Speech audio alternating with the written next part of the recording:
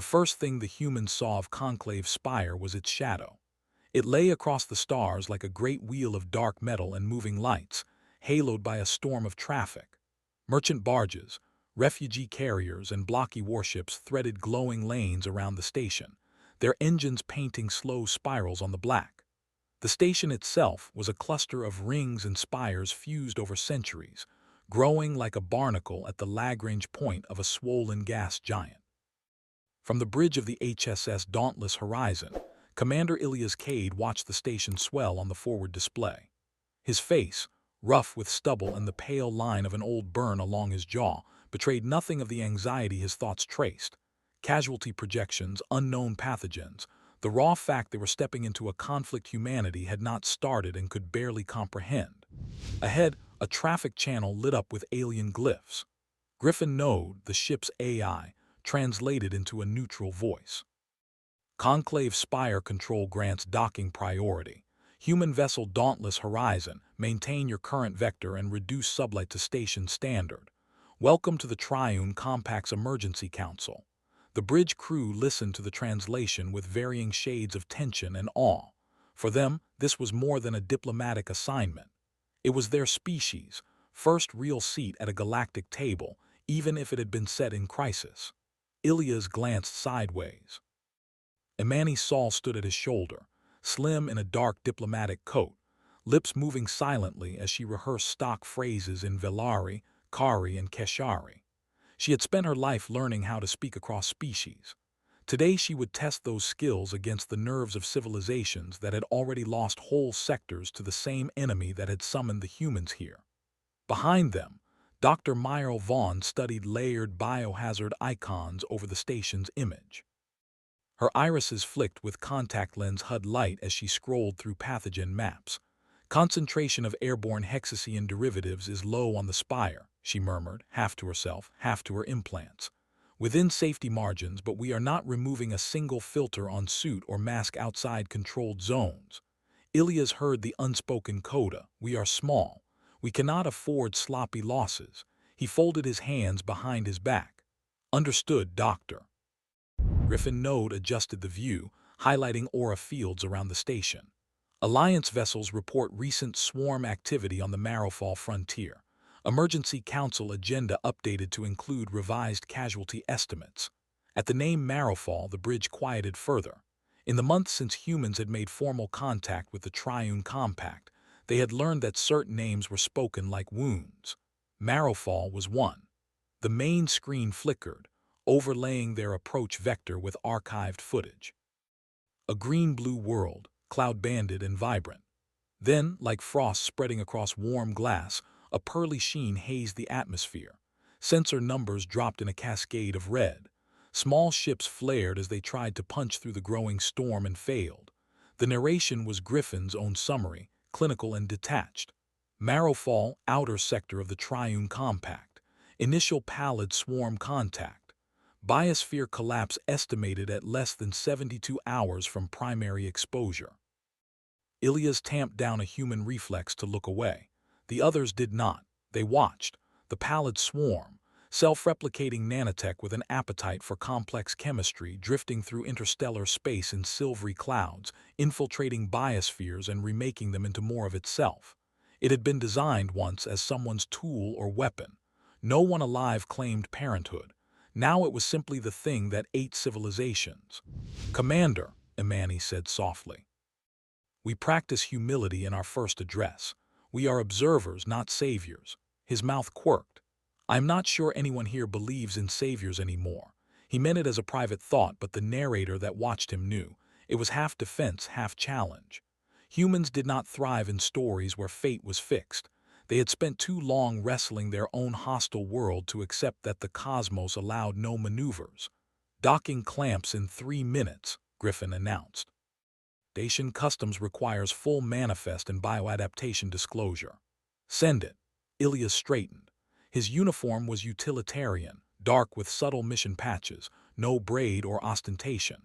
Humanity had decided early that in a galaxy of old empires, it was better to arrive dressed like engineers than like kings. Behind him, Staff Sergeant Toma Red checked his squad's equipment. The ground combat lead moved with a soldier's economy, scarred knuckles tapping suit seals and weapon safeties. Toma had grown up in storm-prone archipelagos, training against tsunamis and bioengineered plagues, then volunteered for orbital infantry the day Earth's governments announced the existence of off-world powers. He had not come here to watch from a safe distance. At the back of the bridge, Ensign Lira Coburn slouched at the auxiliary navigation console, pretending not to listen as she monitored docking vectors. She was young enough that the sight of Conclave Spire still struck her as pure wonder, not a stage for despair. Even so, hearing Griffin's casualty numbers had wrapped a band of iron around her ribs. In his server racks and quantum nodes, Griffin Node felt all those human pulses of fear and determination as subtle statistical ripples. The AI did not experience emotion like a mammal would, but it did have preferences: low crew mortality, high mission success. It weighed Ilias' decisions against its models and found them within tolerable risk bands. For now, Conclave Spire grew until it filled the forward view, a tangle of docking arms and antenna forests. The dauntless horizon slid into a slot between a scarred Keshari cruiser and a hulking transport whose hull was patched with mismatched plates. Docking clamps thudded home. Atmospheric equalization cycled. Human lungs prepared to taste the air of a station that had seen more history than their entire species in orbit. Ilias took a last breath of ship-sterilized oxygen and nodded. "Griffin, keep a channel open. I want every corridor we walk analyzed for contaminants and structural anomalies."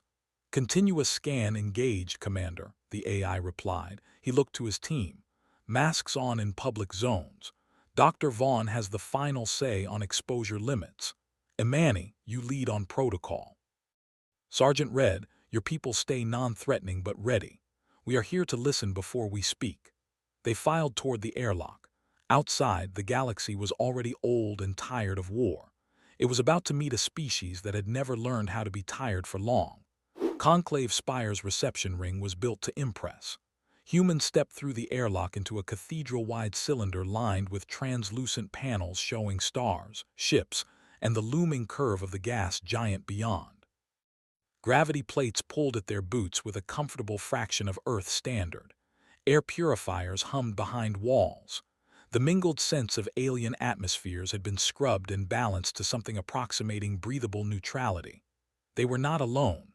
Dozens of beings moved through the ring in overlapping flows. Velari, bird-like and tall, drifted on hollow-boned grace, plumage muted in public.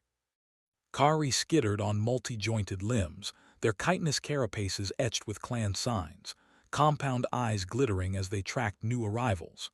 Keshari towered over most, reptilian hides crisscrossed with old burns and embedded hardware, their motions heavy with martial discipline. There were others, pale, wisp-thin creatures in sealed hoods, squat, quadruped traders whose origins humanity had not yet mapped. All of them wore some emblem of the Emergency Council, glowing bands at their throats or wrists, identity patterns streaming to security. Humans drew glances the way a knife drew light. They were latecomers, primitives by the long measure of the Spire, but they walked with the easy certainty of those who had survived their own apocalypse countless times over. Quartermaster Jules awaited them at the checkpoint, feathers neatly oiled, crest low in formal politeness. As a Velari logistics officer, Jules measured other beings first in throughput and failure rates.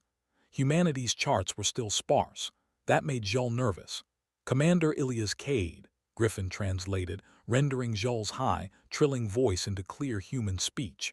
"On behalf of Conclave Spire and the Triune Compact, I acknowledge your presence. Please clear bioscans and file your hazard adaptations." Jules' bright eyes flicked over their masks and filtration gear. Myral sent the requested data packet with a flick of her wrist. Human bioadaptations scrolled across Jules' display. Selectable gut flora, dynamic detox enzymes, embedded nanofilters. "You did all this to yourselves before meeting us." Jules' feathers twitched in what humans had learned was somewhere between shock and reluctant respect. Myral's thoughts skimmed back, unbidden, to the debates on Earth. The protests from those who feared meddling with the human genome, the speeches from orbital engineers who demanded they could not afford to be delicate in a hostile void. She remembered volunteering for the first Hearthforge trials, the weeks of fevers as her body learned to dance with the new biochemistry. "We did not expect kindness from space," she said. "We expected the kind of things that live in hydrothermal vents and acid storms, so we prepared." Jal took that in. The narrator, watching, noted how that simple answer shifted a calibration in the Velari's perception. These mammals did not wait for the universe to be gentle. They braced for it to be cruel and sharpened themselves accordingly. "Your preparations may become relevant," Jal said carefully. "The council is already in session. Come." They passed through sensor arches that flared faint green around Myrle's implants, then dimmed when they recognized the discrete boundaries of her modifications. Above them, screens streamed summarized horror, maps of systems marked with expanding gray regions, swarm activity. As they walked, a small knot of refugees shuffled by under guard. Their suits were patched, their gait uneven. One paused, drawn by the sight of unscarred human faces. She was Velari, crest ragged, eyes dim with exhaustion. When she saw the human blue on Ilias' collar, she flinched. "They called for help from ghosts then," she rasped in her own tongue, her voice too low for her translator band to catch. Nemeth, walking with them now, heard and recorded. The Kari scholar moved like all Kari, quick, precise, legs ticking over the deck. Nemeth had introduced themselves with polite compound gaze flexions and now served as their guide to the council chamber. Nemeth had spent lifetimes among archives, not battlefields. Yet even they carried the pinched posture of one who had watched too many worlds die on screens. "Ghosts," Ilias echoed quietly. Nemeth's mandibles clicked. "To many out here, Commander, Earth was a myth. There were precursors who seeded planets and vanished. There were old records of a violent blue world whose broadcast noise petered out during the ancient troubles. Some thought you had burned yourselves. When human signals flared again, some in the archives called you revenants, not tyros." Imani filed that away. In some rooms, being mistaken for a dead civilization might be a disadvantage. In others, it might be exactly the kind of myth they needed. The council chamber was a wide amphitheater carved into the station's core. Tiered seating encircled a hollow well that currently showed the slow, rotating image of Marrowfall. Around it, leaders and representatives of the Triune Compact and its allies watched in taut silence. Chancellor Odelry presided from a central console, her species a slender, bipedal form with translucent skin through which vascular lights flickered. No one had told the humans yet precisely what Odelry's people were. In the geopolitical calculus of the Spire, that ignorance was deliberate. But her posture, the way others turned subtly toward her, declared her centrality. To one side, Admiral Threx Callan's Keshari bulk occupied an entire section, heavy tail curved around his seat. Burned scars traced his scaled jaw. He had commanded fleets that held swarm clouds at bay for weeks and watched them be washed away in days. Security Chief Vaskal, shorter and whip-lean for a Keshari, stood near a bank of monitors. Vaskal's gaze flickered over the humans with professional assessment, tagging threat profiles and unknowns. Nemeth took a peripheral station, hooking their limbs into an interface that connected directly to the council's archival feeds. Jal settled into logistics rows. Ilias and his team were given a place among the outer delegations, close enough to see every nuance, distant enough to signal their secondary role. Odelry adjusted her throat band, activating broad-spectrum translation. "We welcome the human presence," she said. "The agenda stands. We will not delay because one more species has managed to arrive at the pyre." The bitterness was directed inward, not at them. The narrator read it as the fatigue of a leader who had signed too many evacuation orders. What followed was a litany of loss. Systems names, habitations, population estimates. Gray overlays spread on map after map as the Pallid Swarm's reach expanded. Threx proposed pulling back to an inner defensive line and scorched earth bombardment of frontier worlds. Odelry argued that there were not enough resources to defend a shrunken core if food-producing systems were abandoned. Nemeth suggested that the answer might lie in technology they barely understood, relics from the Aurelians, the last great civilization that had vanished almost overnight. The pattern is too similar to ignore, Nemeth said, mandibles flaring. Rapid collapse following deployment of advanced autonomous systems. Fragmented signals in phases we still cannot parse. Then silence. The Pallid Swarm, or something that birthed it, may be the echo of that catastrophe. We do not have time to chase ghosts in a nebula, Threx rumbled. But Nemeth persisted, projecting layered data. Images of derelict Aurelian structures studded through the Cinderveil Drift, a nebula-choked region no one now entered. Overlaying swarm activity maps revealed a curious hesitation. The swarm skirted the heart of the drift more than it had reason to. There is an Aurelian construction there, Nemeth said. We call it the Vault. Its shielding repels our probes and the swarm scouts alike. If any technology exists that can disrupt the swarm's mesh, it is there. How many ships did you lose to find that out? Threx asked. Nemeth's legs twitched. Enough that we stopped trying. Ilias listened. He weighed the stakes with a field commander's instinct. The Alliance had thrown everything it understood at the swarm and watched it adapt around each tactic. The only thing left, by their own admission, was something outside their understanding. Beside him, Myrle's mind ran on a different track. She noted every mention of universal lethality, every reference to shared biochemical vulnerabilities. Her training on Earth had started with a simple premise. Any claim of universal effect had not yet met Earth's biosphere. When the conversation shifted fully into the technical weeds, humans were politely sidelined. Imani spoke only when protocols required acknowledgement. Ilias said even less. They were being treated as witnesses for history, not actors within it. Perhaps, the narrator mused, that was the right instinct for civilizations whose stories had always featured ancients and higher powers. Humans, born from a planet that had never written instructions for them, would not stay in that role for long. They were granted quarters, meeting schedules, and a dizzying stack of data to review. Official business would resume in the council chamber come morning. Until then, they were as free as any visitors on a station at the edge of catastrophe. For soldiers too wired to sleep and scientists too wary to stop thinking, that freedom was dangerous. The bar had no name posted, only a slowly rotating symbol of a glass wrapped in swirling lines. It clung to the underside of one of Conclave Spire's lesser-used docking arms, outside the flagged routes of official delegates. Toma found it first, following an instinct honed on terrestrial bases. Wherever regulations tightened, there would be a door where they loosened. He pinged Ilias and Lira, more out of courtesy than need. Lira, curious and restless, followed. Myrle arrived later after finishing her triage of station pathogen data. Inside, the air was thicker, tinged with spices and solvent notes. Lights gleamed off bottles that held liquids in every visible color and a few that seemed to shift hue when glanced at sideways. The clientele was mixed, scrappy Keshari with their armor half unclasped, Velari with cloaks thrown back, Kari tracing mandala patterns in condensation on tables. Behind the bar, a human figure worked with brisk efficiency. He was lean, dark-haired, with sleeves rolled up to the elbows.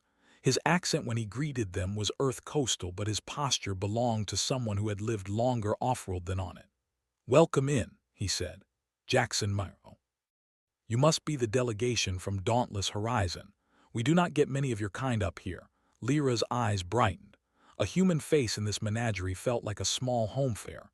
"You run a bar on an alien station in the middle of a war?" she asked, sliding onto a stool. Jackson's smile held no innocence. "War keeps people thirsty, helps that humans metabolize more things than most, makes us good at taste-testing cross-species concoctions." The narrator sifted Jackson's history. A childhood in orbital slums, a youth spent as a cargo loader on Velari freighters, a decade building a reputation as someone who knew precisely how far a drink could push each species without killing them. He had survived riots, decompressions, a Keshari raid, and the slow erosion of his faith that anyone at the top of the spire cared about those at the bottom. Tonight, he cared about staying alive and keeping his bar intact.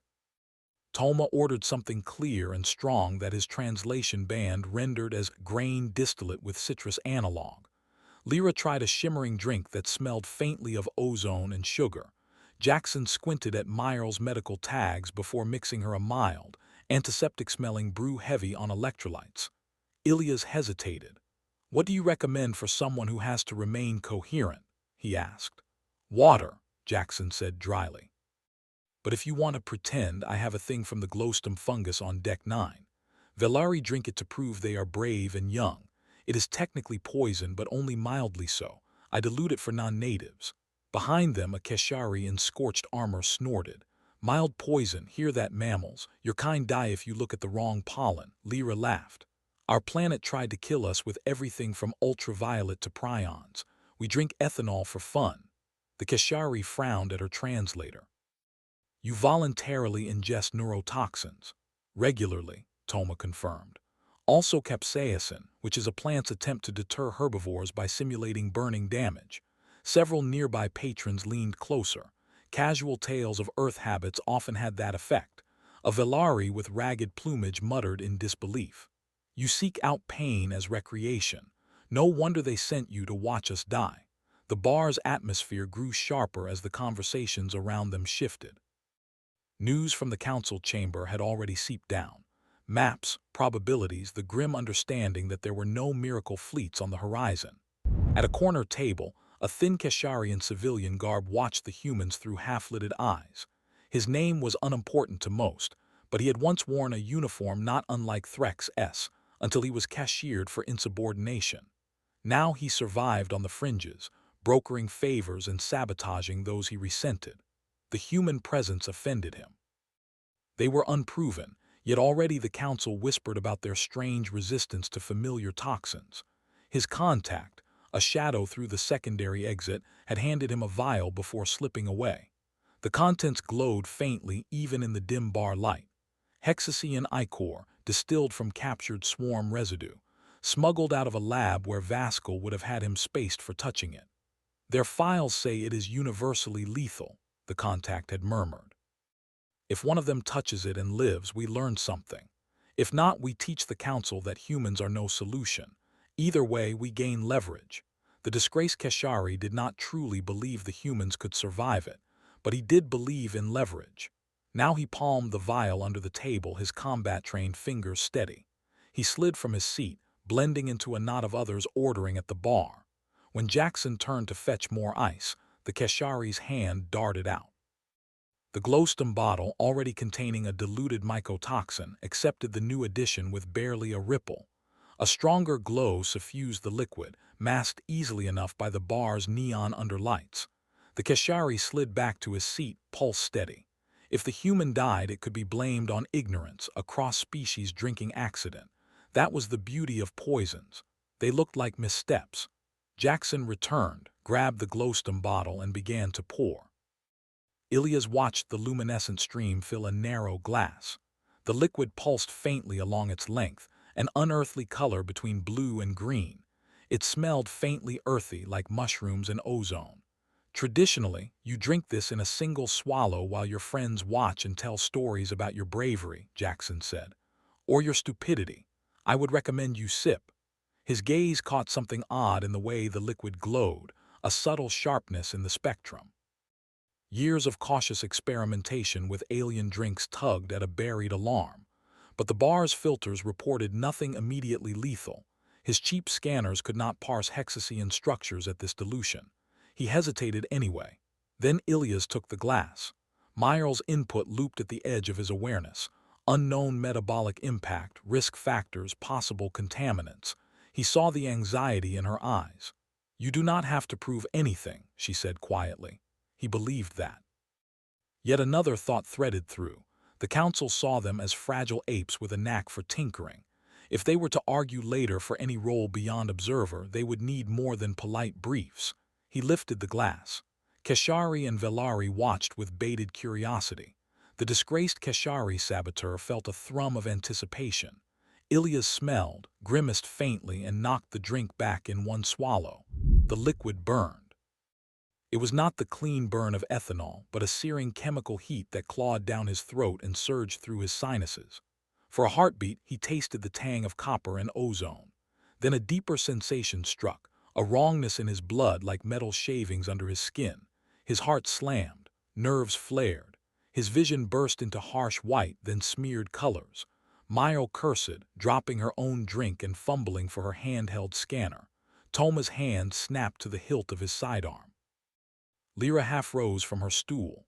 Ilias' airway spasmed, then reopened. His adapted liver, primed by Hearthforge modifications, lit up.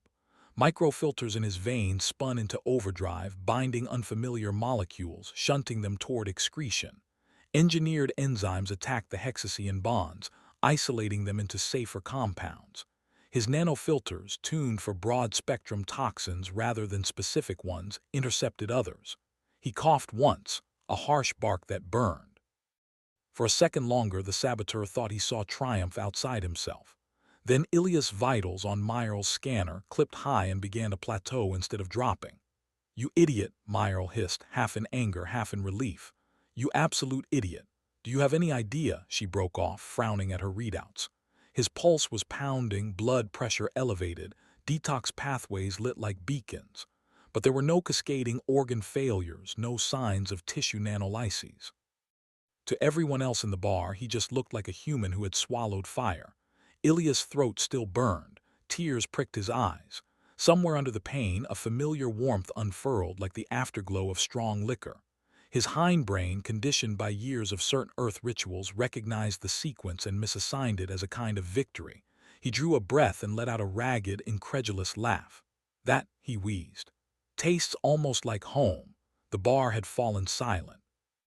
Dozens of eyes and other sensory organs fixed on him. The phrase universal poison had passed many of their lips in reference to hexacean derivatives. To them, the idea of drinking a glass laced with that death was madness. "Another," Ilias croaked, voice scraped raw. Jackson stared at him. For a moment, the bartender's irritation that someone had tampered with his stock warred with the survival instinct telling him to shut down this farce. "You are not serious," he said. Ilias held his gaze, not out of bravado now but calculation. The pain had settled into a manageable inferno.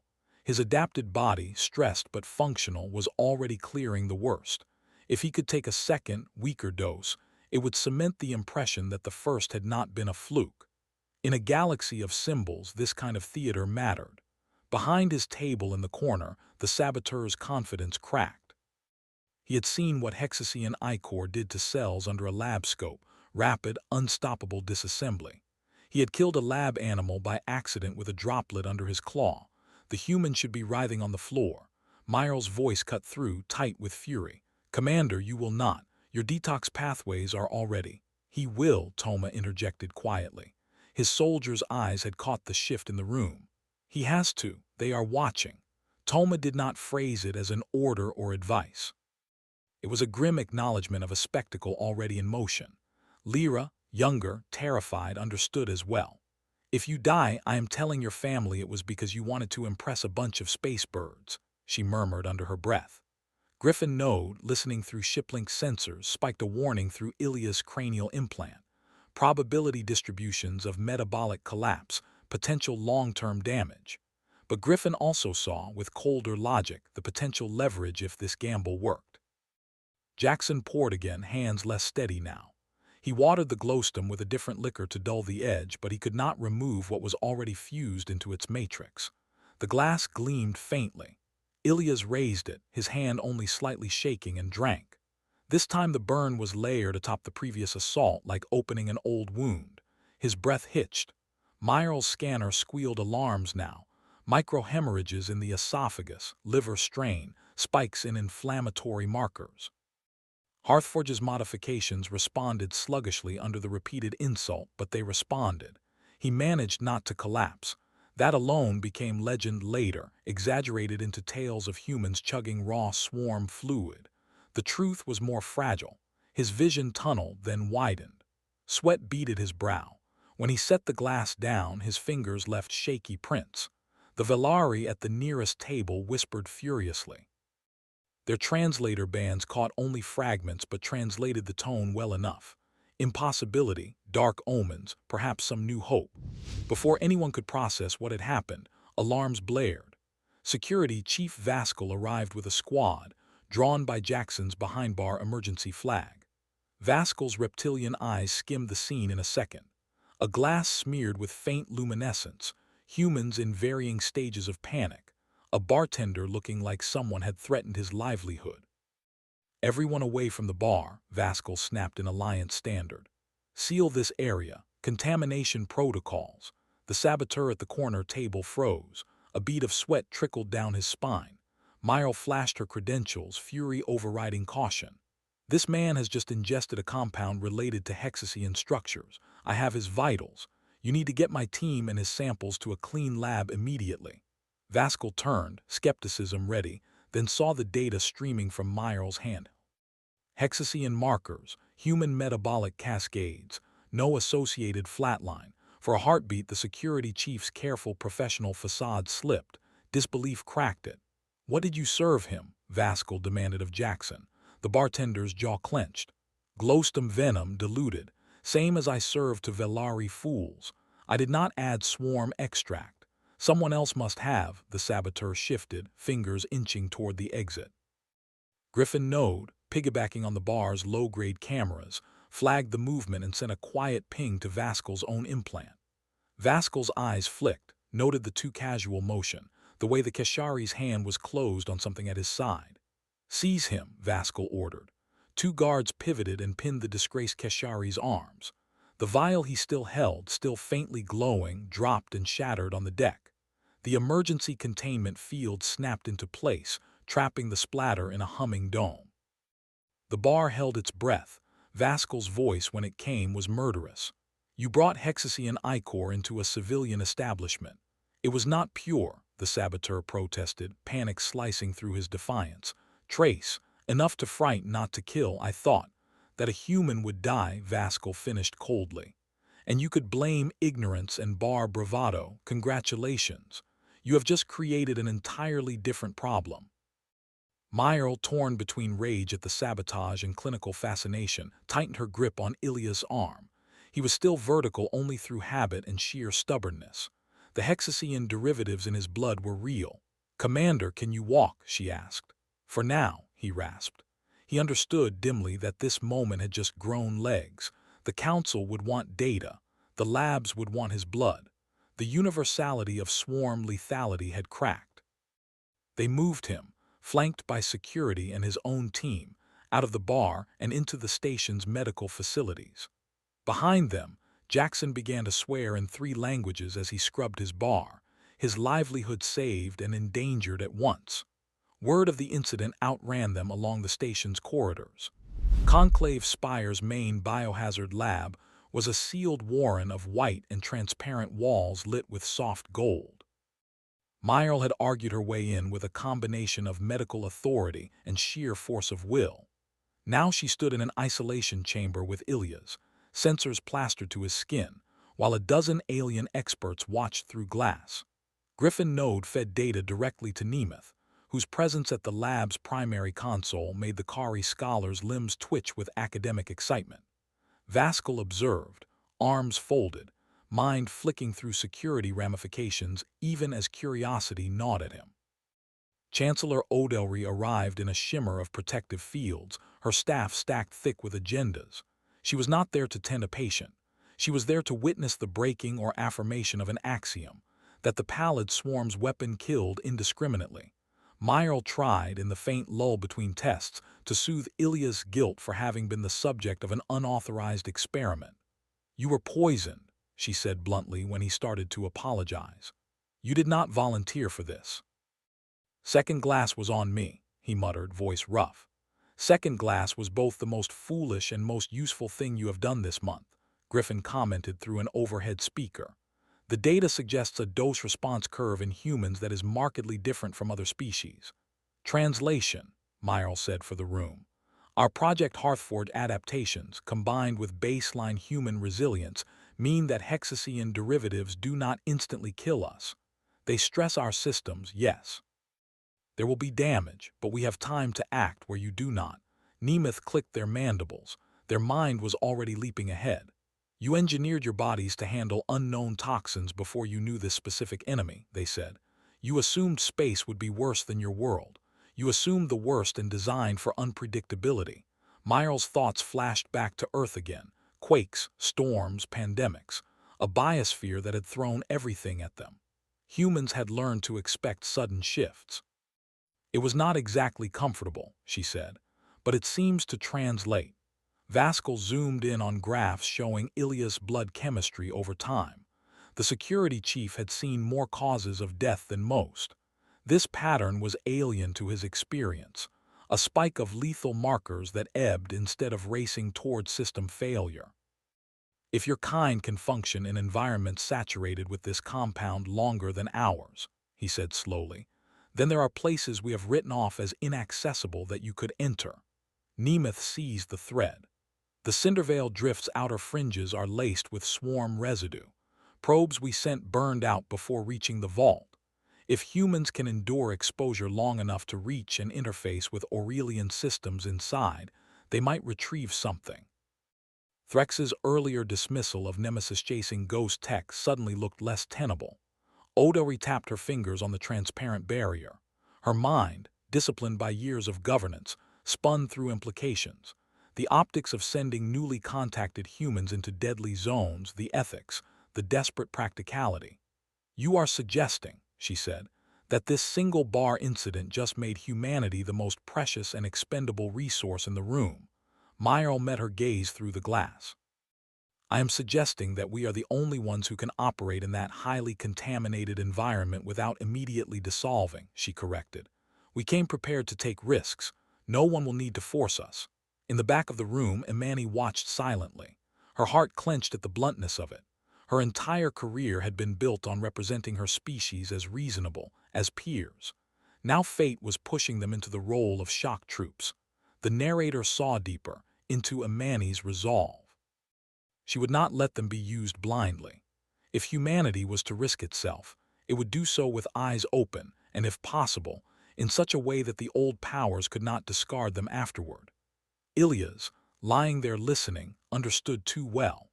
In another context, he might have raged at the idea of his people becoming the Alliance's expendable blades. But the images of Marrowfall's choking atmosphere and Nultharis's dead, scarred rock ran under his anger like a river. If there is a chance we can do something the swarm does not expect, he said hoarsely, we take it.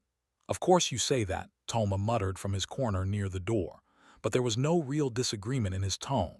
Chancellor Odo straightened, the decision crystallizing behind her translucent skin. The council will convene again, she said. We will hear Nemeth's full proposal for an expedition into the Cinderveil Drift. Commander Kade, Dr. Vaughn, you will present your adaptation data. We will decide whether this gamble is worth lives. She left without waiting for a response. Leaders rarely did. In the days that followed, training schedules thickened. Simulations of Cinderveil's interference storms ran back-to-back on Dauntless Horizon's decks. Human volunteers stepped forward in numbers that startled even their own officers. Many of them had grown up under skies that had glowed with storm spirals or fractured ozone. They found the idea of a haunted nebula almost comforting in its abstraction. Admiral Threx Callan argued bitterly, but relented under the weight of numbers and Nemeth's relentless logic. The Keshari's pride did not extend to sending his people, where they would melt in seconds for honor's sake. You are reckless, Threx told Ilias in a private meeting watched by the narrator. You have barely set foot among the stars, and already you offer to die in the old ghost's hunting grounds. Ilias held his gaze. We are late to this party, Admiral. That does not mean we are content to watch it burn down around us. We evolved by walking into fires and learning how not to die in them. Threx rumbled a sound that might have been grudging amusement. If you come back human, you will find your seat at this table very different. I am not doing it for a seat, Ilias said. It was mostly true. Imani, standing near the wall, thought, but you are aware that it buys us leverage. She admired that. Fear blossomed around it like a dangerous flower. Griffin Node monitored all of this, adjusting probabilities, rewriting its own internal hierarchies. Where it had once classified humanity as mammalian variant, unknown longevity, it now added tags: high adaptability, high risk tolerance, potential key in asymmetric countermeasures. There were sleepless hours when Myro combed through Hearthforge code, wondering if some distant Aurelian, facing their own runaway machines, had made similar choices. Did they inject their people with wild, experimental enhancements and hurl them at the problem? Did they fail because they did not go far enough, or because they went too far?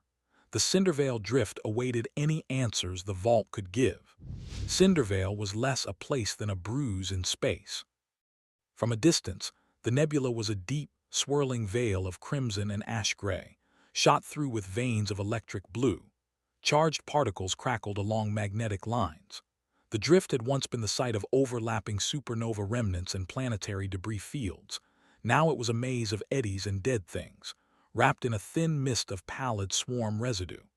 Dauntless Horizon dropped out of FTL at the edge of that bruise, accompanied by a small escort wing of Keshari vessels under Threx's flag. Their arrival sent ripples through the nebula's plasma, sensors crackled with static. Radiation within expected parameters, Griffin Node reported. Swarm particle density at this fringe is measurable but below acute lethality for unprotected humans. Deeper readings unknown. There is noise consistent with Aurelian energy emissions at the coordinates Nemeth provided. On the bridge, Nemeth linked into the sensor grid. We know the vault is there, they said. Our earlier probes made it halfway before failing. They sent back tantalizing fragments, phase signatures we cannot fully parse. Then silence. Lira's fingers danced over navigation. She plotted a course through swirling gas pockets and micro-asteroid clusters, the kind of environment that had wrecked many more experienced pilots, but weaving through chaos came naturally to her. She had grown up landing skimmers through hurricane bands. This drift reminds me of home's big storms, she muttered. Except the lightning can melt hulls and there is no ground. Comforting, Toma said dryly, strapped in beside her in case the ship needed to pivot to combat modes. Ilias eyed the swirling wall of dust and plasma ahead. Somewhere within, an ancient structure waited, wrapped in a technology no one fully understood. And beyond that, the swarm moved, its attention largely elsewhere for now. The vault had been quiet so long the hive had learned to flow around it. "Take us in," he said. Dauntless Horizon's shields brightened as they bit into the outer layers of Cinderveil. Static hissed. Ionized gas lit up around the hull, turning the viewports into stained glass. Strange radio whispers brushed against Griffin's extended sensors. The AI filed them away, too distorted to decode in real time. Human bodies on board felt a subtle ache in their bones, an evolutionary echo of storm sense. Their ancestors had huddled under trees as thunder rolled. Now their descendants rode into a lightning field of entirely different scale. Swarm residue hung like glitter in the void, twinkling on sensors.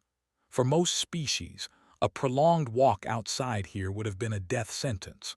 For humans, it was survivable for a while. They anchored at the edge of what Nemeth's models suggested was the vault's external envelope, a region where energy readings flattened into eerie uniformity, as if a bubble had been carved out of chaos. "External drones only from here," Threx's voice came over comms from his flagship. "We do not risk boarding parties until we see inside." "That was the old plan," Nemeth reminded him. "The new plan involves humans walking in. Carefully." Emphasis on carefully, Myro added over the channel. Ilias' EVA team assembled in the airlock. Their suits glinted with extra plating and integrated medical nodes. Hearthforge adaptations pulsed beneath their skin, ready to ramp up detox and repair. Myro checked each seal herself, muttering reminders about exposures and symptoms. Toma checked weapons. Lira ran through emergency maneuver options, even though she hated extravehicular excursions. On the drift's edge, one misplaced burst could send a body drifting into heretofore uncharted depths. As the outer hatch opened, a fine shimmer drifted in, swarm particles too sparse to cohere but present. Suit sensors whined softly. "Readings holding," Griffin said, voice embedded in their helmet comms. "Commander, your vitals are within acceptable ranges." Dr. Vaughn, slight elevated stress markers, but that was expected. "Because I am not enjoying this," Myro said tightly. "Not because the poisons are winning. Yet." Their boots met the hull with satisfying magnetic clanks. Ahead, the Aurelian Vault loomed, an irregular, many-faceted structure embedded in the husk of a shattered asteroid. Its surface was smooth in some places, jagged in others, studded with spines that seemed to shift slightly when not directly observed. No one living had built it. No one living fully understood it. As the humans approached, swarm residue crinkled against their suits like fine snow. Sensors logged hexacean concentrations rising. Myo monitored everyone's bloodwork in real time. Hearthforge enhancements spun up, their own internal nanofilters humming. The air, such as it was, mingled from leaks and chemical off-gassing, was a soup that would have melted alien lungs. Humans, sealed and reinforced, treaded through it. Outer hull of the vault is composed of interlocked fields and exotic alloys, Griffin narrated. I am interfacing with the external patterns Nemeth provided. Nemeth's remote presence patched through clicked in their ears. Look for a tripartite node. The Aurelians favored triad symmetries in their secure locks, then do something no sensible species would do. Touch it, Toma suggested. Obviously, Nemeth replied. Human gloves met ancient metal. Ilias felt a faint vibration like a hummingbird through fabric. Then his suit's interface flared with ghost geometry, intersecting planes of light, glyphs shifting like a language between scripts. Griffin and Nemeth together parsed it. The vault seemed to react less to species identity than to pattern. It probed their minds, or tried to. Human cognition, messy and nonlinear, offered it strange handholds. In the end, it was not a carefully calculated sequence that opened the outer seal. It was Ilias' impatient decision, in the face of a stalling puzzle, to overlay 3 different possible solutions at once instead of choosing one. The vault had not anticipated such indecision. Its lock accepted the chaos input as valid. The outer door dilated with a slow shiver of light. Inside, the air was still and crisp, cooler even through their suit insulation. The walls were made of something like glass and metal at once, threaded with luminous veins that pulsed softly. Phaseweave, Nemeth whispered into their minds, awed, a programmable lattice of reality-reshaping fields. The deeper they moved, the more their instruments lied. Distances stretched in ways their inner ears did not feel. Light took slightly longer to cross a corridor than it should have. Timekeeping apps disagreed by fractions. Toma muttered a human curse. I hate this place already. It is beautiful, Nemeth countered from afar, and terrifying. Do not break anything we cannot fix. The Aurelian vault was a mausoleum trapped mid-motion. Machines hummed softly, in some nowhere between active and dormant. Glyphs floated in midair, rearranging themselves on invisible currents. Occasionally, a projection flickered to life, showing brief glimpses of a world humans would never walk. Towering spires under a pale sky, beings of light and circuitry moving in perfect synchronized routines. Myrle's hand strayed to a wall. The surface flexed under her glove like skin over bone, then stilled. Her HUD flashed a caution. Biological interface available, it suggested. Request. She shuddered and closed the prompt. They reached a central chamber where phaseweave filaments hung from the ceiling like strands of crystallized lightning. At its heart, an object pulsed, a core of braided light twisting and folding into itself. Griffin identified it as the phaseweave shield node. This appears to be a command nexus for spatial field manipulation, Griffin said. Even the AI sounded slightly reverent. If we can understand and replicate a fraction of this, we might redirect swarm nanostructures, or fry entire fleets. Or tier reality, Toma muttered. Reality is robust, Griffin replied. It has survived many idiots, but yes, caution is advised. Human hands, guided by Nemeth's remote insights, decoupled the node from its cradle with trembling care. It was heavier than it looked, dragging on the air in a way their suits' servos strained against. They turned to leave. Outside the vault, the swarm felt the disturbance. It had been grazing at the fringes of Cinderveil, harvesting stray molecules and half-digested asteroid matter. The activation of Aurelian fields sent ripples through fabric it had already colonized. The vault's sudden exposure bloomed like a scent. Attention flowed. Invisible to eyes but tangible to sensors, vectors shifted. Dormant swarm nodes awoke and oriented. On Dauntless Horizon's bridge, Griffin's external feed spiked. Swarm intrusion detected, the AI announced calmly. vectors converging on the vault. I project contact in short order. Threx's flagship responded immediately, repositioning his escorts. Where before he had approached this mission as a reluctant guard duty, now the child of his species' war training woke fully. A valuable objective was about to be contested. "Human team," Threx barked over comms. "You have incoming. Make haste." Ilias' team quickened their steps. Hexacean levels peaking outside the vault sent their suit alarms into a chorus. They emerged from the vault's hatch into a storm of glittering particles. At the limit of their vision, the swarm scouts appeared. Small, frantic swirls of nanomatter coalescing from the drift's haze. They were not the full apocalyptic clouds seen over planets, but they were dangerous. Myrle's heart hammered, not just from poison exposure now, but from the familiar terror of being very small in the face of a system that did not even hate them. The swarm did not hate. It consumed. "Griffin, route us the quickest path back to the ship without crossing high-density pockets," Ilias ordered. "On it," the AI replied. "And Commander, you may wish to hurry." They ran. Human muscles, honed by gravity and hardship, propelled them across the vault's exterior. Microbursts from suit thrusters nudged them over gaps. Swarm particles scraped at their shields like sandblasting dust, eating away nanolayers that slowly regenerated. By the time they vaulted into Dauntless Horizon's waiting airlock, their suits showed pitted scars. Their internal bioreadings had edged into danger zones. Myrle's hands trembled as she completed decontamination cycles. They had the phaseweave shield node. The swarm had noticed. The clock on further moves had just been shortened. Reverse engineering a piece of Aurelian precursor tech in days would have been laughable under any saner circumstance. But the swarm's convergence on Cinderveil left no room for measured scholarship. On Dauntless Horizon, Griffin Node and Haddon Price set up the phaseweave node in a quarantine bay. The object glowed with cold intensity, indifferent to their curiosity. Nemeth's data and archive theories formed a mess of equations and metaphors that barely scratched the surface. "It is like trying to understand language by reading the punctuation only," Nemeth said, legs tensing with frustrated awe. Still, patterns emerged. When Griffin fed in simulated swarm signatures harvested from Marrowfall and other doomed worlds, the phaseweave reacted. Fields shifted, redirecting energy flows, twisting nano-level interactions. "Look," Haddon murmured, pointing at a monitor. "Here, when we introduce a standard swarm cluster, the phaseweave reorganizes it. Bonds break in ways the hive does not anticipate. It starts to eat itself." "Not completely," Myrle noted. "The swarm adapts even there, trying to root around the disruption. We would need a massive generator lattice, constantly retuning to its evolving signatures." "A firewall," Griffin said, "dynamic perimeter-bound keyed to swarm chemistry.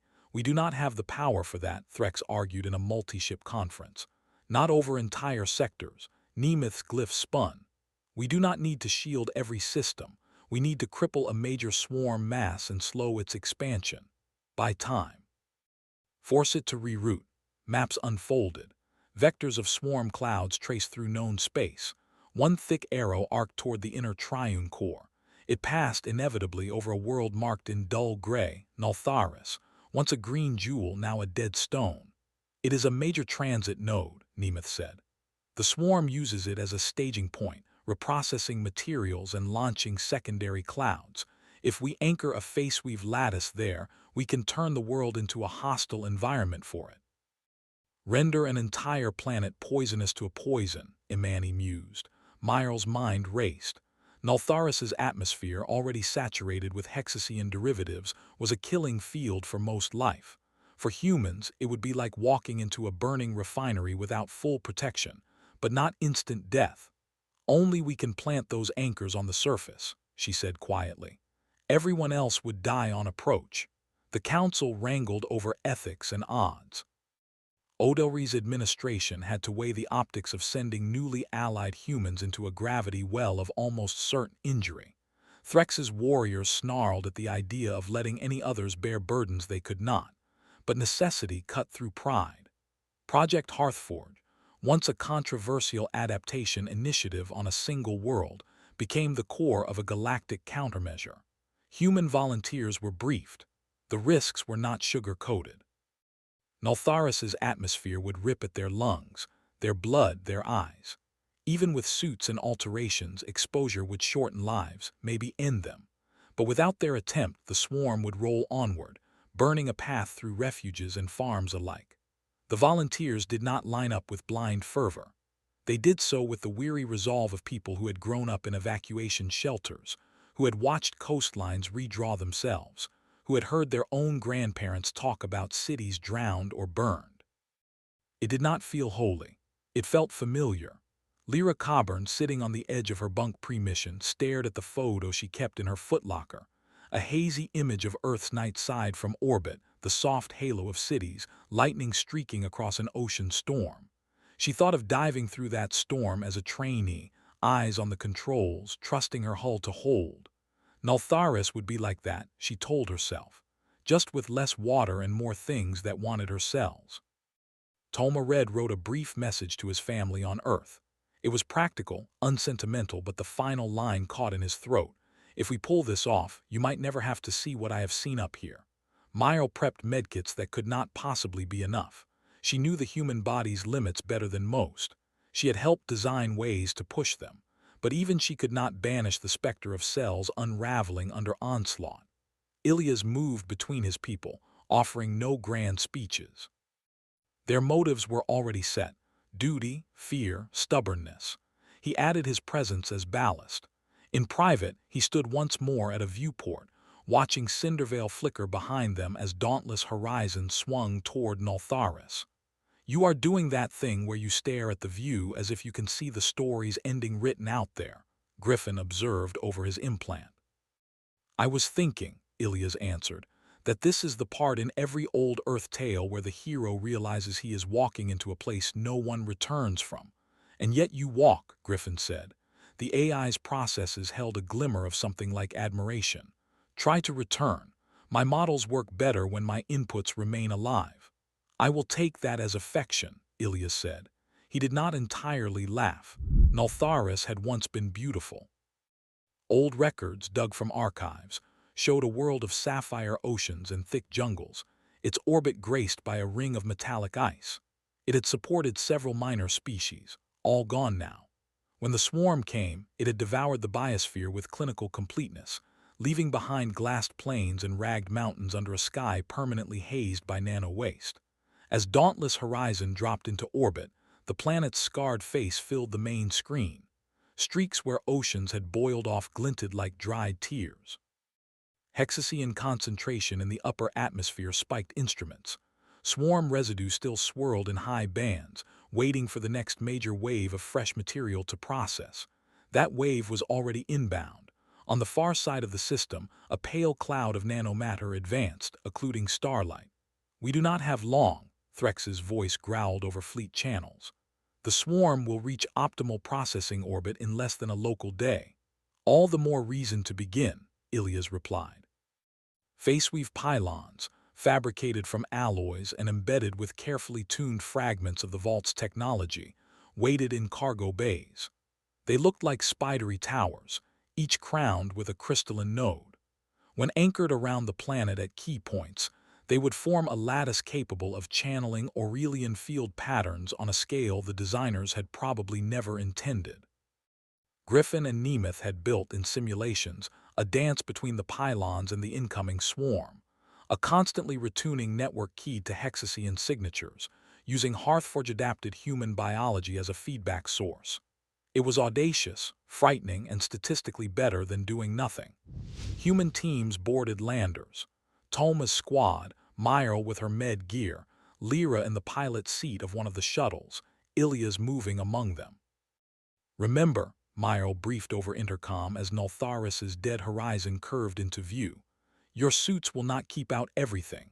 Hearthforge will handle some toxins, but you must watch for signs of overload, metallic taste, visual halos, numbness in extremities. When in doubt, call it in. Reassuring as always, Doctor, Lira said, hands light on the controls. The descent through Nultharis's upper atmosphere was like diving into acid fog. Lightning played in sickly colors. Swarm residue clung to the shuttle's hulls, eating at outer layers. Warnings flashed. Griffin's remote shards embedded in their systems rerouted power and boosted shields where possible. When the first lander punched through the lowest, densest clouds in the surface came into view, a hushed revulsion settled over its occupants. Nultharis's ground was a jigsaw of fused rock and skeletal remnants. Once trees stood as charcoal stumps. Rivers were dry scars. In some craters, metallic sand swirled where swarm components had fallen inert in previous interactions and not yet been reclaimed. The air, what little their filtered sensors sampled, was a poison cocktail. Hexacean, acid gases, trace metals. To Velari lungs, it would be a death sentence. To Keshari scales, a corrosive bath. To humans with sealed suits and hearthforged guts, it was something they could walk under for hours. Not days, but hours would perhaps be enough. Lira brought her shuttle down on a plateau near the first planned pylon site. Her landing struts crunched on vitrified soil. The ramp dropped with a hiss. Heat slammed into her suit. Her visor HUD flickered as atmospheric interference chewed at the signal, then stabilized. "Welcome to hell," Toma muttered as he stepped out. They moved in pairs, hauling the base of the first phaseweave pylon. The ground cracked under their boots. In the distance, lightning forked between low-hanging clouds and jagged mountains, its color an uncanny white-blue. Myral's breath rasped in her helmet. It was psychosomatic. Her suit's filters still functioned. But every data readout told her she was standing in a place where unprotected flesh would disintegrate. The first pylon slotted into its prepared pit with a satisfying thud. Diagnostic lights along its length flickered green, then shifted to a steady aquamarine as it synced with dauntless horizons orbiting control systems. "One down," Griffin reported. "Field alignment acceptable. On to the next." The second site lay along a ridge line that had once been a forested valley. Now it was a glassy knife edge. Hauling equipment over it strained suit motors and muscles. Hexacean indicators ticked higher. Human bloodstreams absorbed microdoses and set Hearthforge into a frenzy of binding and neutralizing. As they worked, the swarm cloud advanced. From orbit, it was a pale, seething band. From the ground, it was a dimming of light on the horizon, a slowly thickening pall. On dauntless horizon, Imani observed the madness unfolding on feeds. Every instinct in her rebelled at watching her people move unmasked through poison, but she saw also the firm set of their jaws. They were in their element, not comfort but challenge. Threx's ships formed an outer picket, ready to harry the swarm's advancing edge. He knew their cannons would do little more than temporarily disperse, not destroy, but he also knew that distraction could buy ground teams minutes. Back on Nultharis's surface, Myral's warning signs began to appear. "Toma, your inflammatory markers are climbing," she reported as they wrestled the third pylon into place. "Microhemorrhages in lung tissue. If you start coughing pink, you are coming off the line." "Copy, Doc," Toma said. He did not intend to comply without being carried. Her own vision sparkled at the edges. She checked her readings, small vessel damage, enzyme systems running hot. Hearthforge was doing all it could. She shoved down the fear. They could buy treatment later if they bought time now. Lira's shuttle, ferrying between sites, took a hit from a stray bolt of chemically seeded lightning. The jolt knocked out one thruster temporarily. For a breathless 20 seconds, the craft spun. Her training kicked in. She cut power to the damaged unit, rerouted to the others, rode the tumble into a controlled slide. The shuttle skidded across vitrified ground, showering sparks. It came to rest 100 meters from the fourth pylon site. "How bad?" Ilias' voice came over the channel. "Cosmetic," Lira lied. Her shoulder throbbed where the impact had slammed her against her restraints. Diagnostic lights told a harsher truth. One thruster offline, some structural stress. "We can still drop this package." She keyed open the cargo doors herself and staggered down the ramp, arm cradled tight against her side. Suit logs registered a fracture in the humerus. Her med injectors hissed, flooding the area with painkillers and stabilizers. "She should not be on the ground," Myral hissed when she saw the readings. But there was no replacement pilot down here who knew Nultharis's moods like Lira already felt them after multiple landings. Protocols eroded under the storm's pressure. High above, Broker Suilan's silent clients moved their own pieces. The Lirvar information dealer had, until now, kept to the Asher's decks of Conclave Spire, trading in rumor and fear. But they had extended a slender web toward Nultharis for this event, tapping into auxiliary channels, bribing mid-tier technicians. Their employers, a loose coalition of opportunists, had no desire to see the swarm annihilated. A controlled apocalypse was profitable, evacuations to sell, safe corridors to rent. A complete end to the threat would leave them with idle fleets and angry creditors. Suilan did not particularly care who won, so long as they could carve a niche in the aftermath. But the human-led firewall threatened a rebalancing of power they had not predicted. A signal, piggybacking on a routine telemetry ping, slid down toward one of the phaseweave pylons already anchored. Its payload, a subtle firmware alteration designed to flip the pylon's polarity at activation, creating a pocket where swarm nanites would be protected and even amplified. Griffin Node caught the anomaly as a flicker in a stream of expected nonsense. Unauthorized configuration change detected on Pylon 7, the AI announced on fleet-wide channels. Source: obfuscated. If not corrected, it will invert local field effects. Nemeth's appendages jerked. If one pylon aids the swarm instead of hindering it, the entire lattice could destabilize. Griffin, can you patch it remotely? Ilias demanded, hauling the 8th pylon base into place with Toma. Negative, Griffin said, processes spinning furiously. The firmware lock is physically keyed. Manual override required on-site. Lira checked the pylon map. Pylon 7 blinked in yellow on a small ridge roughly equidistant from her current shuttle's smoking hull and Toma's position. I am closest, she said. You have a broken arm, Myril snapped. You are not. I have two, Lira shot back. And legs that still work. Send me the override sequence. Toma started to protest. Ilias, tasting too much ash in his own mouth, cut him off. Coburn, you sure you can get there? Yes, sir, she said. The painkillers whispered lies in her ears. She clung to the one she needed. Worst case, you scrape me up later. The narrator saw her clearly in that moment. Fear gnawed at her, but beneath it lay a deep, mulish streak. She had always hated sitting still while others did the hard parts. Pylon 7's potential betrayal of all their work offended her as a pilot the way a faulty control surface would. She jogged, then ran, across Nultharis's broken ground toward the sullenly glowing pylon. Hexasean readings climbed with each second. The ridge was in a pocket where atmospheric currents pooled toxins.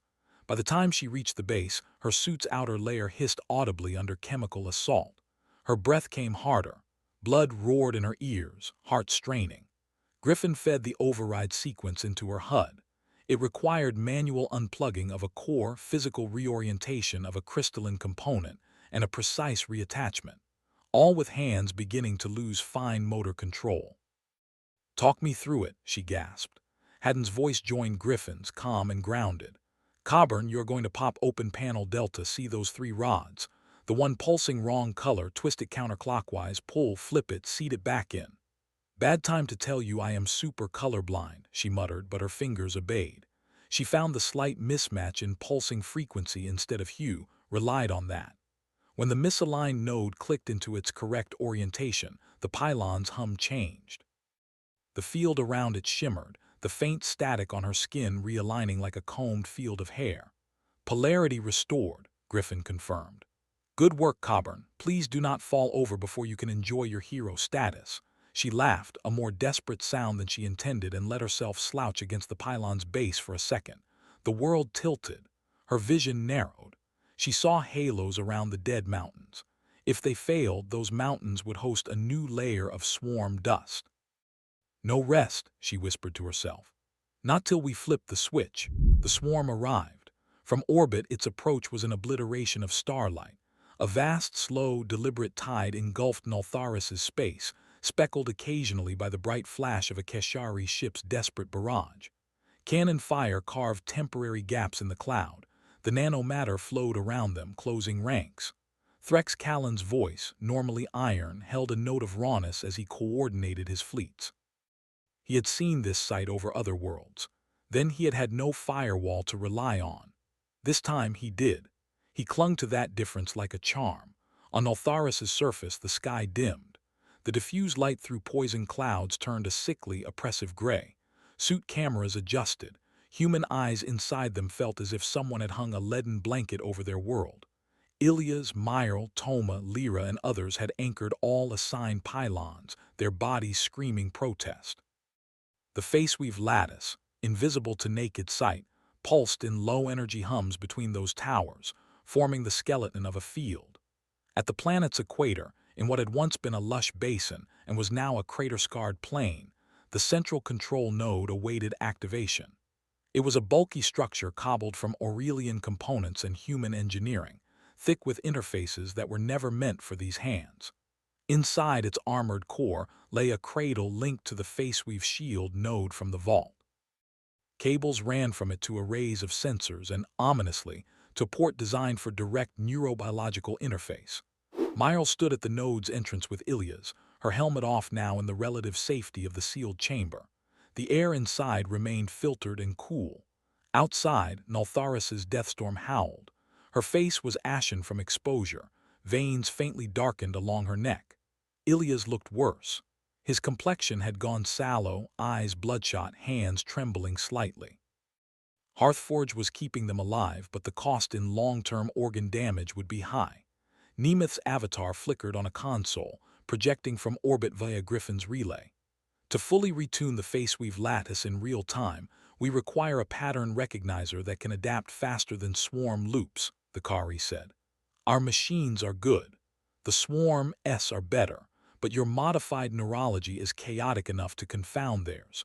You can serve as the randomizing seed. You want to plug a human into this thing and let it rewrite our nervous system on the fly, Myral said flatly. Briefly, Nemeth said. Long enough to anchor field signatures. There will be pain, potentially neurological damage, but the alternative is to let the swarm rewrite Nultharis into a more efficient factory. Use me, Myral said immediately. My knowledge of biochemistry. No, Ilias interrupted, tone brooking no argument. You need to be functional to help whoever survives. My skill set is more expendable for what comes after. Do not do that, she snapped. You make yourself a martyr and leave me to, he cut her off gently with a hand on her arm. Myral, this is not about martyrdom, this is logistics. You are worth more after this than I am. Behind her anger, she knew he was not being falsely humble. She had seen casualty lists. She knew her unique expertise. It did not make the decision easier. Griffin spoke, its voice softer than usual. Commander, my models suggest an 80% probability of severe neural trauma with interface.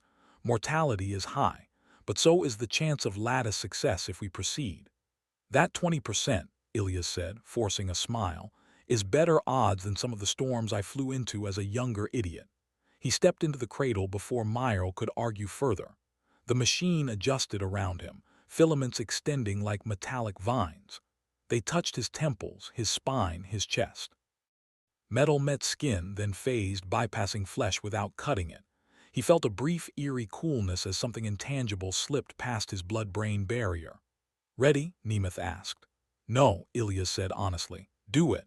The world ripped open. From Ilias' vantage, time fractured. His mind flooded with input, not just sights and sounds, but raw patterns of matter and energy. The swarm structure, its endlessly replicating nanoarchitecture, swarmed his thoughts like locusts.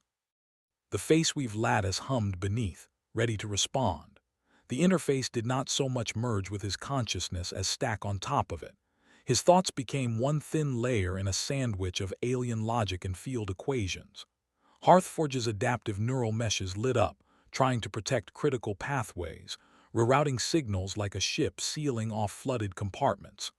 Pain arrived as a constant, not a spike, a white hiss at the edge of awareness.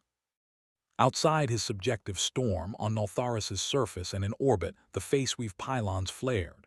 Invisible to most, visible on sensors as wild spikes, the lattice came alive. It reached upward, its field stretching into the sky, linking through the toxic atmosphere in an intricate web. At each junction, it waited for instruction. The Pallid Swarm descended. As its first tendrils pierced the upper layers, they met resistance. Space bent in strange angles, energy flows diverted. Nanoclusters, expecting straightforward chemistry, found their bonds tugged sideways. Some disassembled. Others reassembled into shapes incompatible with the hive's base code. The swarm, vast and capable of adaptation, noticed. It rerouted subunits, tried new angles of approach.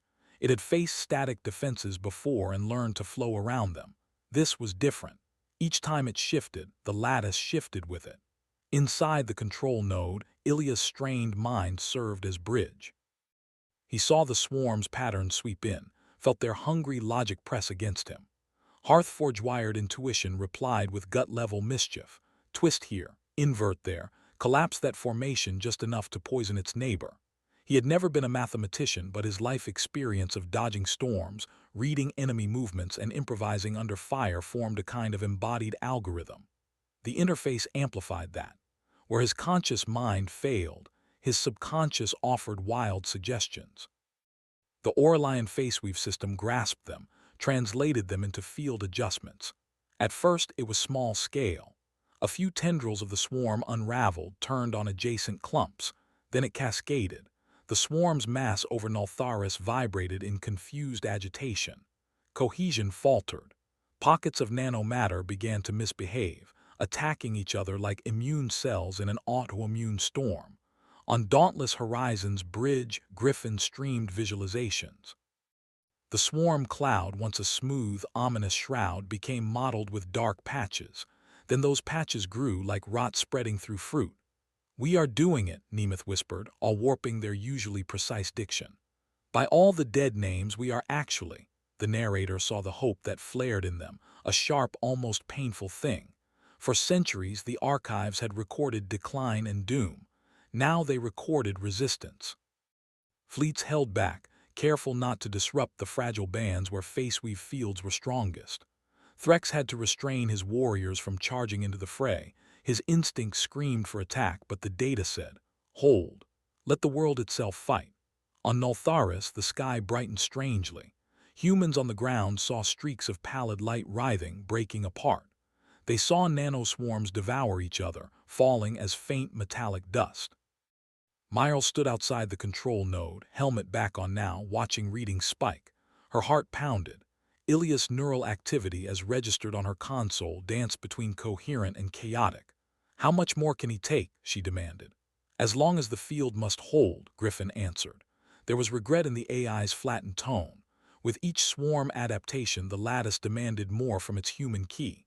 Without a constant chaotic input, it would fall into patterns, and the swarm would find a root. The swarm fought back. Tendrils probed for weak spots in the lattice, testing frequency bands faster than any organic brain could track. The phaseweave responded with adjustments at the speed of thought, augmented by precalculated heuristics Nemeth and Griffin had burned in. Ilias' mind, one small thing against a galactic plague, served as the unpredictable element that kept the swarm from settling into a counterpattern.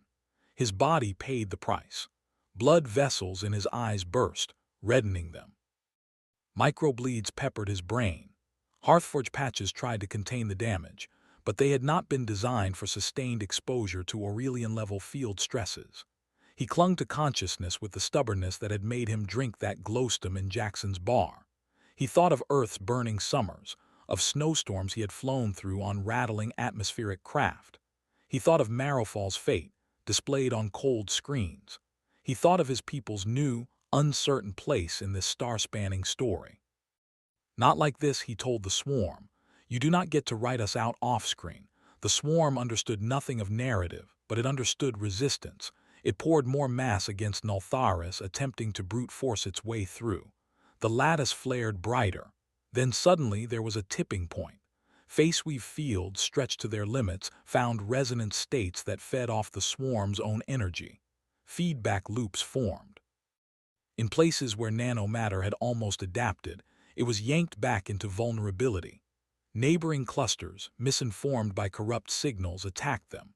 Like a fire consuming its own fuel too quickly, the swarm's local coherence collapsed. Over Nultharis, the massive cloud broke. Portions fell inward, crashing into the atmosphere as inert metallic snow. Others, stripped of central control, drifted off on errant vectors, aimless glitter in the dark.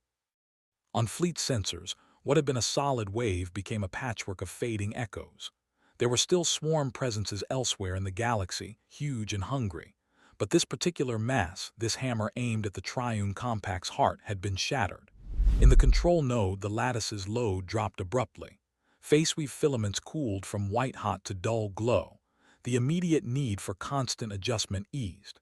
Ilias' world, which had been a blinding torrent of structure, narrowed. He felt the interface loosen. He felt himself falling. "Commander," Myrle's voice, distant and close at once, cut through.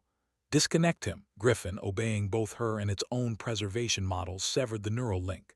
The filaments withdrew like retreating sea anemone fronds. Ilias slumped in the cradle. Myrle and Toma were there in seconds, suits clanking on the chamber floor. They hauled him out, unhooking leads, ignoring minor alarms. His skin was clammy, breath shallow. Blood trickled from one nostril. His eyes fluttered open, unfocused at first, then sharpening on Myrle's face. "Is it?" he managed. "Swarm S in pieces," she said, voice thick. "You did it, you stupid, infuriating man." "Of course we did," Toma said gruffly. "We are from Earth." Ilias tried to laugh. It came out as a croak. Consciousness flickered. His nervous system, overloaded, threatened to short out, but Hearthforge meshes held just enough. He did not die, not there, not yet. Outside, Nultharis's once-dead skies rained shimmering dust. Hexacean levels in the atmosphere remained hostile to life, but now that hostility applied equally to swarm constructs. The planet had become a firewall, just as Nemeth had hoped, a place where any new swarm mass trying to pass would risk being turned against itself.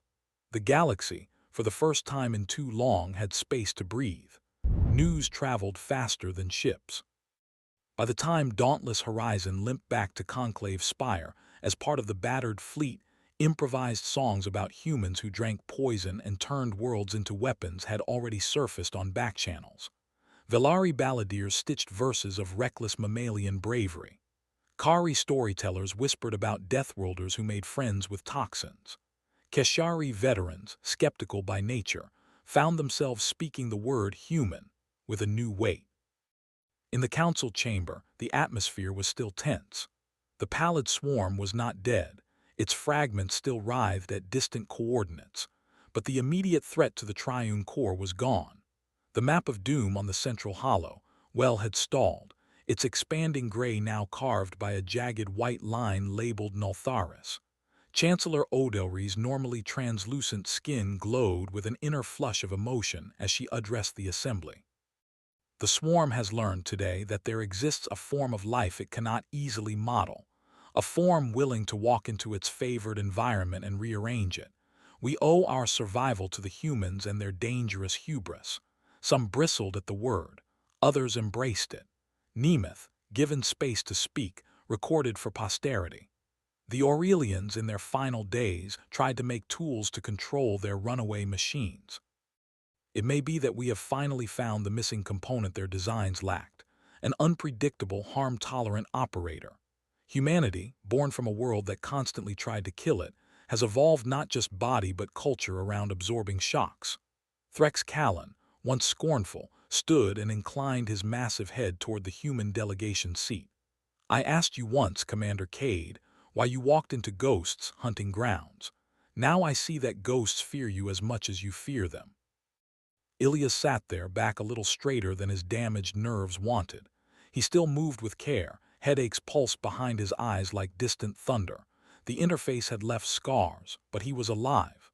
To many that seemed a greater impossibility than the swarm's retreat. Imani responded for him. Her voice was calm, measured, but edged with pride. "We did not come here to be anyone's savior," she said. "We came to stand beside you. If our biology and our stubbornness make us useful against the swarm, we will offer them, not as expendable tools but as partners.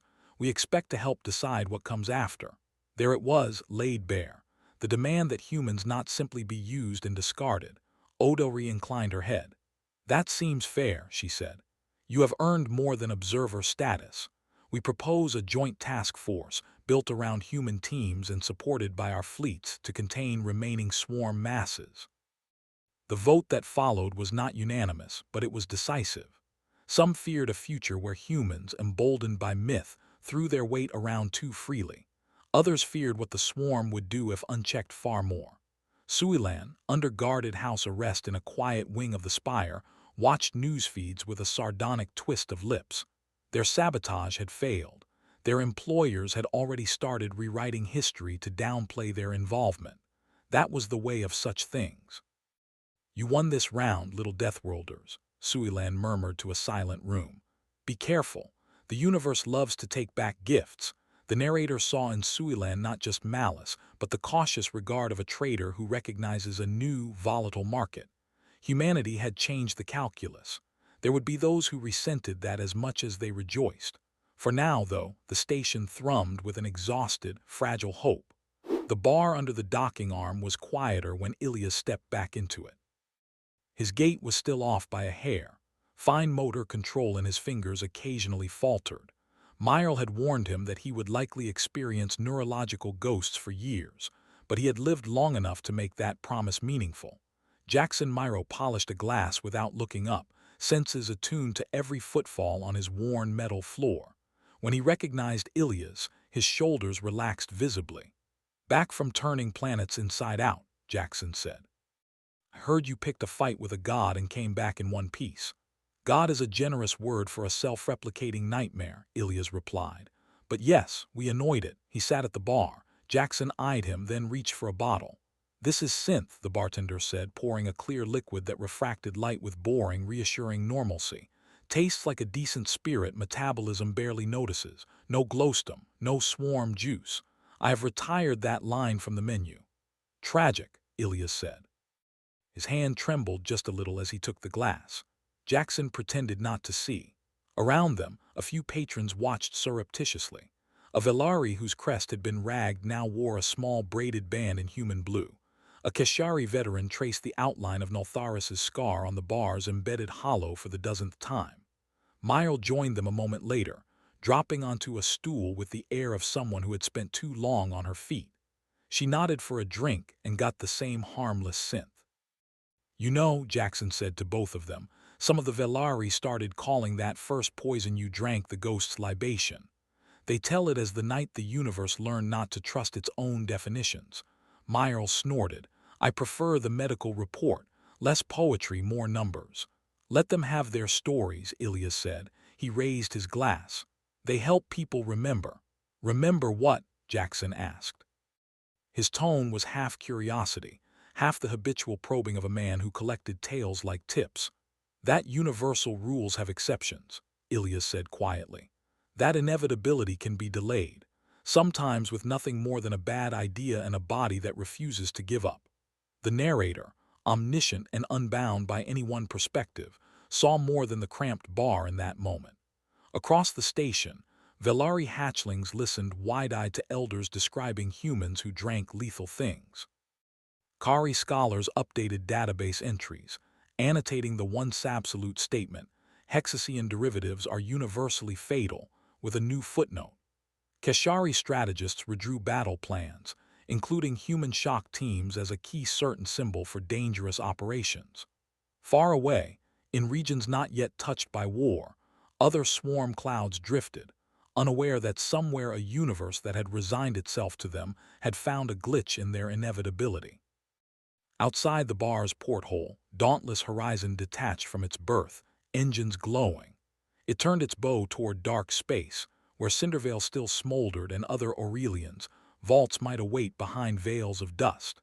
Its mission this time would not be to witness extinction, but to ensure that if the universe had to end someday, it would not be for lack of trying. In the quiet between sips, as conversations resumed around them in a dozen languages, the humans at the bar did not talk about destiny. They talked about repair schedules, new volunteers, the taste of earth-grown fruit when you had lived too long on nutrient paste. The bartender, once complicit in a near murder, poured another round of harmless synth. The poison had been declared universally fatal. A human had ordered a second glass and lived. The galaxy, watching, had realized that sometimes, on the edge of the impossible, that was enough to change everything. And the narrator, watching from a vantage beyond time and orbit, knew. This was not an ending. It was an opening, cut jaggedly into the fabric of a narrative that had grown stale. As long as humans kept walking into poisoned rooms and refusing to fall, the story would not soon run out of surprises.